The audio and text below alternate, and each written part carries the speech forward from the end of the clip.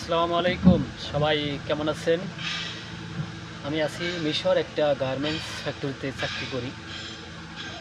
এখান থেকে এখানে সবার ছুটি হয়ে গেছে, শুধু বাংলাদেশি হয়তো কয়েকজন আছে। ওই দেখুন আমার পিছনে একটা ছেলে কাজ করতেছে। তাই বলছি যে প্রবাসী ভাইদের জন্য একটু দোয়া করবেন, তারা যেন ভালো থাকে। বিশেষ করে একটা কথাই, প্রবাস জীবনে যারা থাকে তারা নিজের ভাষায় কথা বলতে ভালোবাসে, কিন্তু এখানে ভাষা হলো এক রাষ্ট্রে একরকম। বাংলা, ইংলিশ, হিন্দি, তামিল, এক জায়গায় এক ভাষা।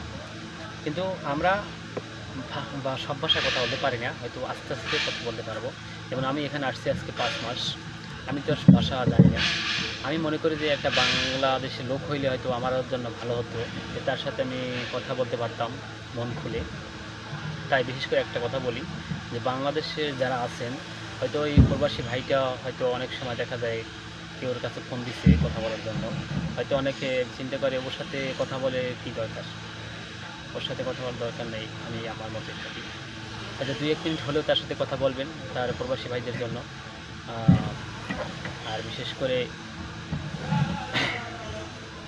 করে আমাকে একটু ফলো দেবেন সবাই।